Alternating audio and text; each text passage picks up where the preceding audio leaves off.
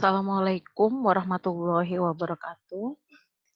Saya Eka Nurhayati Dunia akan mencoba untuk membahas sharing tentang studi kasus dalam rangka eh, tugas dari mata kuliah metodologi pendidikan. Baiklah, untuk pertama kalinya kita akan mulai dari rumusan masalah. Nah, dari sini nanti kita akan membahas yang pertama yaitu apa arti studi kasus, kapan studi kasus itu mulai digunakan, bagaimana studi kasus itu dilakukan, mengapa memilih metode studi kasus, apa manfaat penelitian dari studi kasus, bagaimana langkah-langkah penelitian studi kasus, dan yang terakhir adalah bagaimana standar kualitas dan verifikasi dari studi kasus.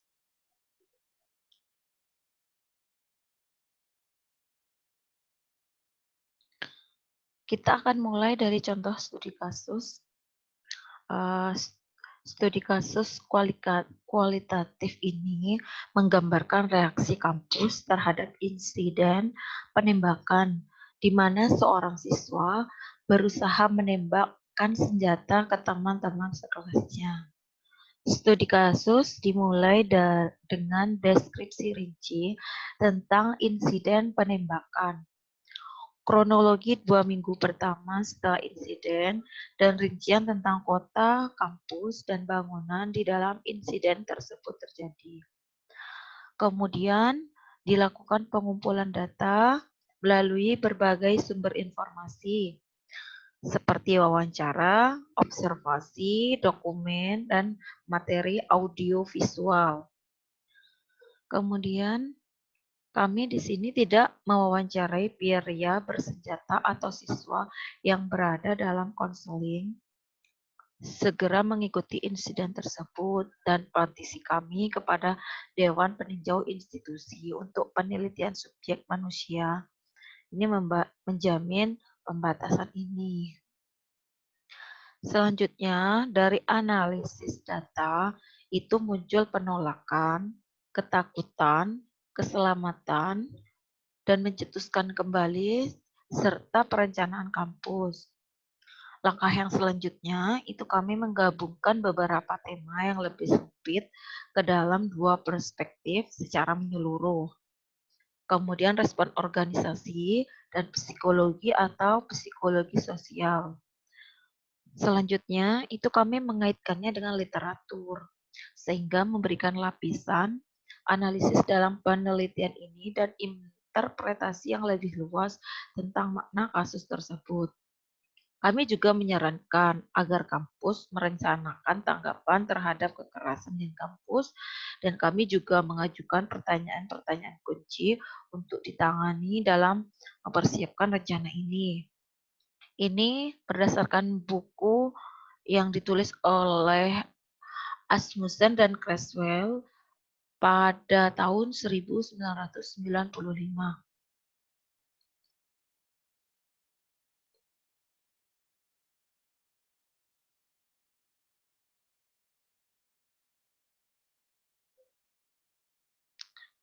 Kemudian dalam contoh yang tadi itu ada beberapa fitur yang menandai bahwa proyek itu dinyatakan sebagai studi kasus.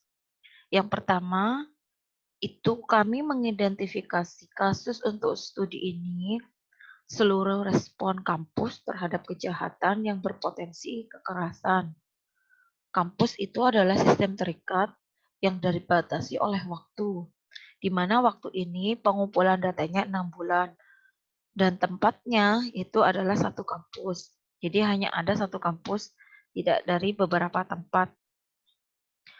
Kemudian selanjutnya kami menggunakan beragam sumber informasi dalam pengumpulan data untuk memberikan gambaran mendalam terhadap tentang respon kampus.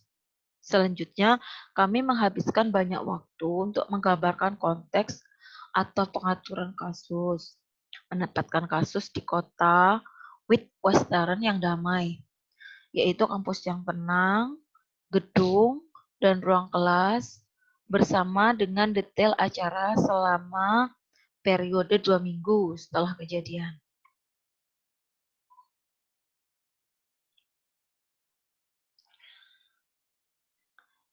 Dari beberapa contoh tadi, kemudian ada beberapa tandanya, ada fitur-fiturnya, akhirnya studi kasus itu dipilih untuk mempelajari kasus dengan batas yang jelas. Seperti kampus dalam penelitian kami, di sini adalah penelitian Asmussen dan Creswell yang pada tahun 1995. Itu memiliki bahan kontekstual yang tersedia untuk menggambarkan pengaturan kasus. Memiliki beragam informasi tentang kasus ini untuk memberikan gambaran mendalam tentang kasus tersebut. Dalam kasus penembakan di kampus, itu melukiskan gambar melalui tabel, sumber informasi dalam artikel, mengilustrasikan berbagai pengumpulan data. Dengan data ini membuat gambar kejadian dan reaksi kampus terhadapnya melalui beberapa tema.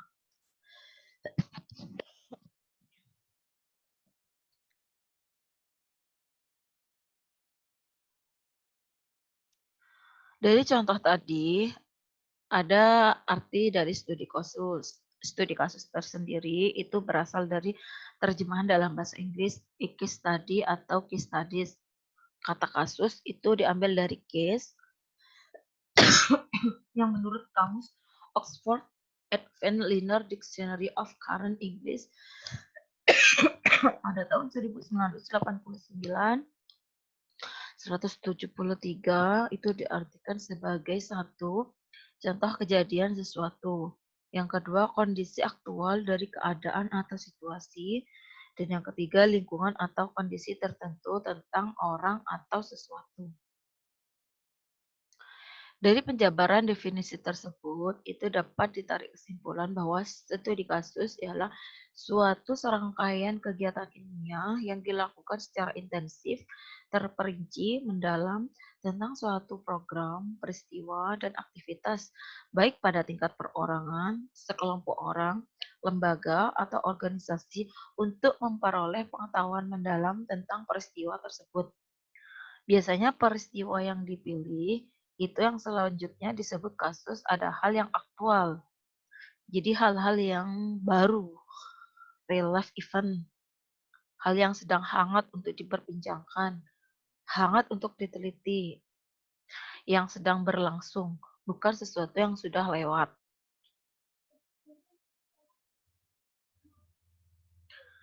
Kasus yang seperti apa yang biasanya itu dibahas dalam studi kasus? Kasus yang pertama itu adalah kasusnya yang sangat sederhana. Jadi yang diambil dari studi kasus itu biasanya kasusnya yang sangat sederhana, tidak usah kasus yang rumit.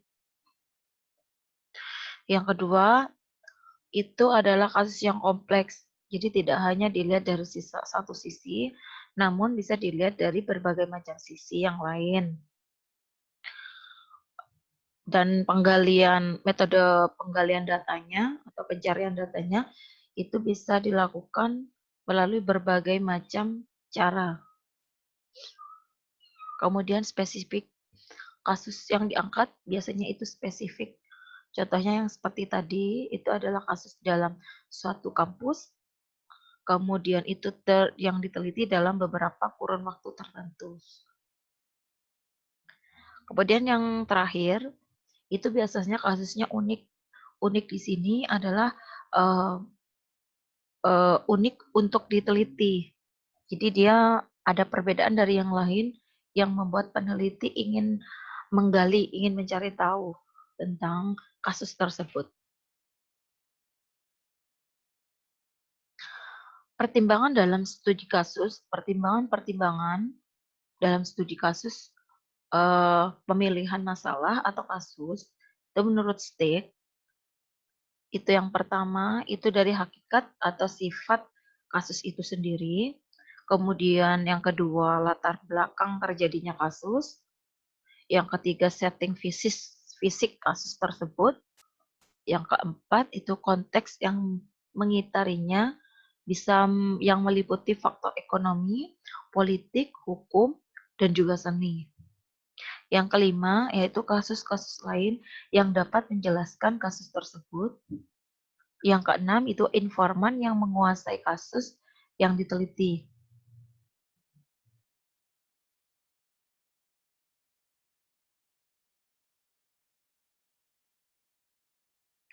Apa tujuan dari studi kasus? Penelitian studi kasus itu, yang pertama, itu menjelaskan dan memahami objek yang ditelitinya secara khusus sebagai suatu kasus. Yang kedua, itu menurut IN 2003A 2009, tujuan penggunaan penelitian studi kasus adalah tidak sekedar untuk menjelaskan seperti apa objek yang diteliti, tetapi untuk menjelaskan bagaimana keberadaan dan mengapa kasus tersebut dapat terjadi. Pertanyaan penelitian itu tidak hanya tentang apa, what, objek yang diteliti, apa dari objek yang diteliti, tetapi tentang bagaimana dan mengapa objek tersebut terjadi dan terbentuk sebagai dan dapat dipandang sebagai suatu kasus. Jadi dalam studi kasus ini, jadi tidak hanya mencari tentang apa yang terjadi, tapi bagaimana dan mengapa hal itu terjadi. Kemudian yang ketiga itu menurut Stek 2005 itu menyatakan bahwa penelitian studi kasus itu bertujuan untuk mengungkapkan kekhasan atau keunikan karakteristik yang terdapat di dalam kasus yang diteliti. Jadi tujuannya untuk mencari, mengungkap keunikan, kekhasan dari kasus yang sedang diteliti. Apa sih ciri-ciri studi kasus yang baik itu? Yang pertama, itu menyangkut sesuatu yang luar biasa. Ciri studi kasus yang baik itu menyangkut sesuatu yang luar biasa yang berkaitan dengan kepentingan umum atau bahkan dengan kepentingan nasional. Kemudian yang kedua, batas-batasnya dapat ditentukan dengan jelas. Kelengkapan ini juga ditunjukkan oleh kedalaman dan keluasaan data yang digali peneliti, dan kasusnya itu mampu diselesaikan oleh penelitinya dengan baik dan tepat, meskipun dihadang oleh berbagai keterbatasan.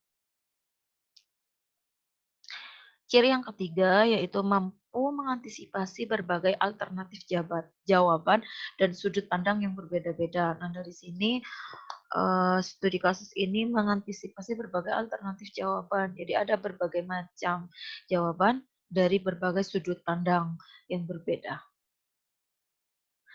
Kemudian yang terakhir, studi kasus itu mampu menunjukkan bukti-bukti yang paling penting saja, baik yang mendukung pandangan peneliti maupun yang tidak, berdasarkan prinsip selektivitas.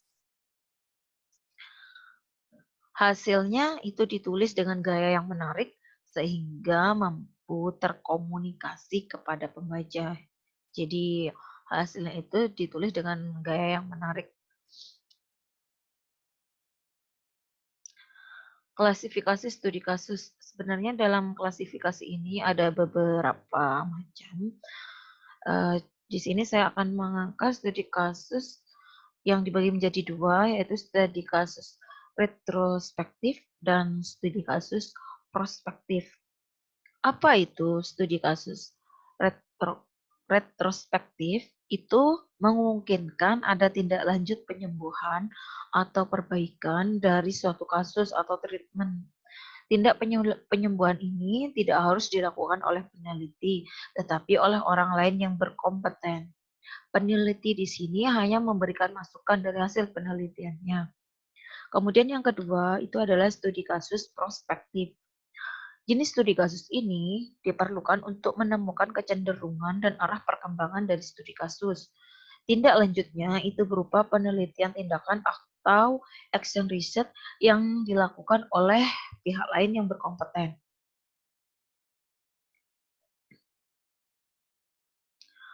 Kapan studi kasus ini digunakan? Studi kasus ini biasanya digunakan oleh dalam studi ilmu-ilmu sosial.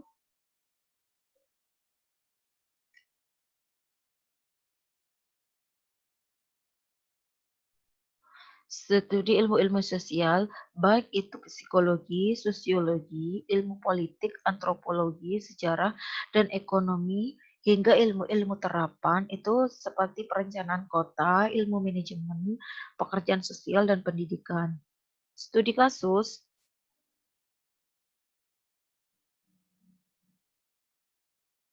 Studi kasus itu terbatas pada wilayah yang sempit atau mikro. Kasusnya ini ya dibatasi pada jenis kasus tertentu, di tempat atau lokus tertentu, dan dalam waktu yang tertentu. Metodenya itu juga semakin dimengerti oleh banyak peneliti untuk kepentingan penyusunan karya ilmiah seperti tesis,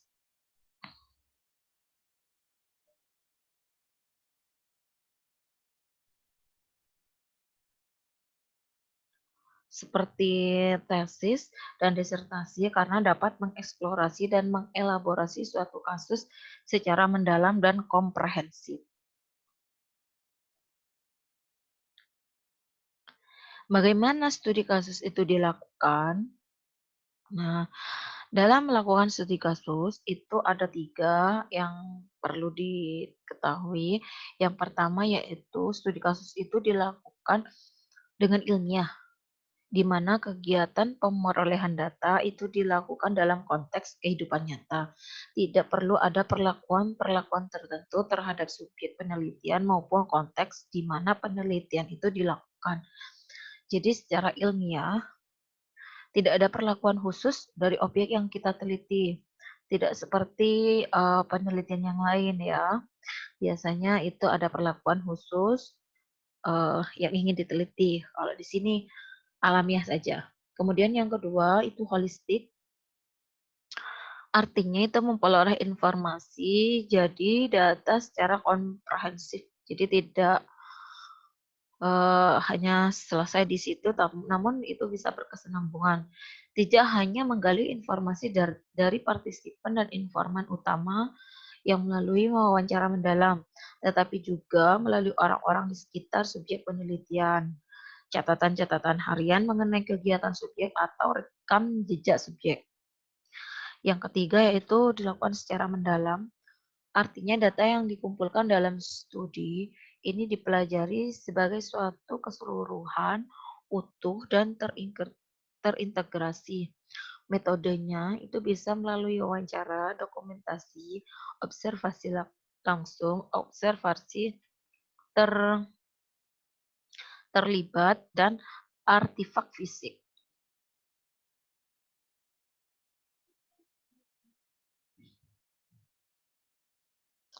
Mengapa kita itu harus memilih studi kasus? Karena peneliti itu ingin menggali informasi apa yang akhirnya bisa dipelajari atau ditarik dari sebuah kasus, baik itu kasus tunggal maupun jamak. Peneliti itu yakin bahwa dari kasus tersebut akan dapat diperoleh pengetahuan yang lebih lanjut dan mendalam secara ilmiah. Studi kasus ini bisa dipakai untuk memenuhi minat pribadi karena ketertarikannya pada suatu persoalan tertentu untuk membangun teori tertentu.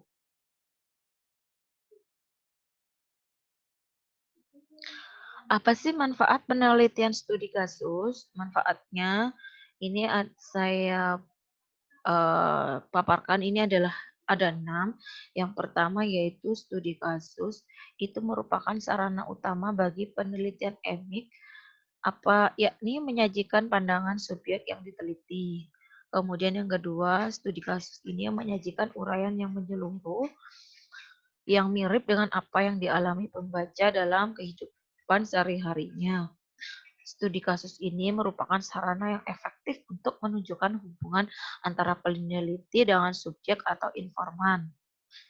Yang keempat, studi kasus ini memungkinkan pembaca untuk menemukan konsistensi internal yang tidak hanya merupakan konsistensi gaya dan konsistensi faktual, tetapi juga keterpercayaan.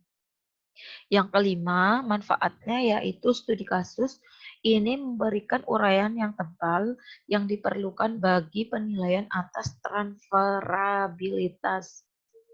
Yang keenam, studi kasus ini terbuka bagi penilaian atas konteks yang turut berperan bagi pemaknaan atas fenomena dalam konteks tersebut. Bagaimana sih langkah-langkah penelitian dari studi kasus? Yang pertama, ini adalah pemilihan tema. Jadi yang pertama kita harus memilih temanya dulu. Yang kedua yaitu pembacaan literatur. Jadi kita mencari literatur dalam buku-buku, artikel, ataupun hasil-hasil penelitian yang lain. Kemudian yang ketiga, perumusan fokus dan masalah penelitian. Jadi kita harus memfokuskan masalah dan apa sih yang akan diangkat dari penelitian ini. Kemudian yang keempat, pengumpulan dan penyempurnaan data. Kemudian yang kelima, pengolahan dan analisis data. Yang keenam, ini triangulasi temuan. Yang ketujuh, simpulan hasil penelitian. Apakah apa sih standar kualitas dan verifikasi studi kasus?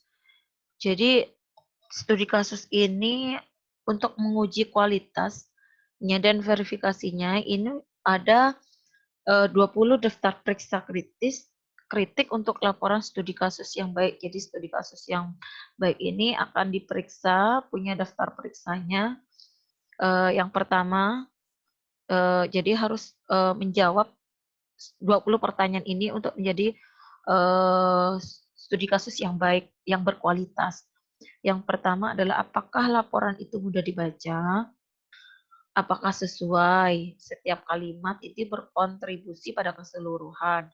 Yang ketiga, apakah memiliki struktur konseptual, contohnya tema atau masalahnya. Yang keempat, apakah masalah ini dikembangkan secara serius dan ilmiah. Yang kelima, apakah kasus didefinisikan secara mendalam? Saya ulang, apakah kasus didefinisikan secara memadai? Yang keenam, apakah ada kesan cerita dalam presentasi? 7, apakah pembaca mendapat pengalaman perwakilan? Yang kedelapan, apakah kutipan telah digunakan secara efektif? Yang kesembilan, apakah heading, angka, artefak, appendix, dan indeks digunakan secara efektif? Yang ke-10, apakah itu diedit dengan baik? Sekali lagi dengan polesan pada saat di menit-menit yang terakhir.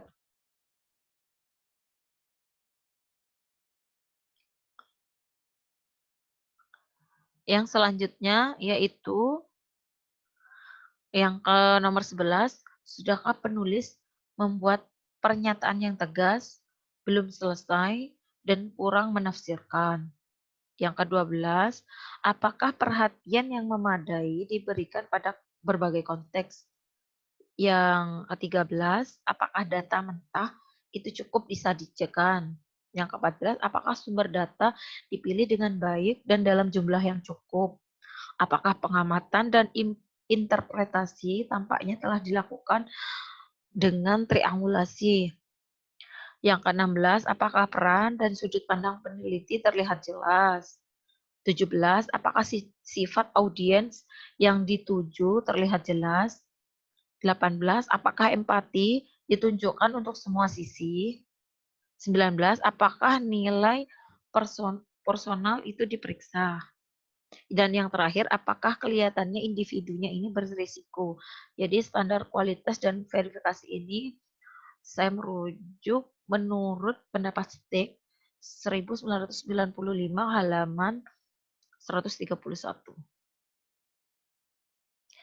Terima kasih. Demikianlah paparan dari saya. Kurang lebihnya saya mohon maaf jika ada kekurangan, ada tanggapan, ada sanggahan. Saya saya minta kepada teman-teman, eee, untuk penyempurnaan, materi ini di masa yang akan mendatang. Terima kasih, saya akhiri, wassalamualaikum warahmatullahi wabarakatuh.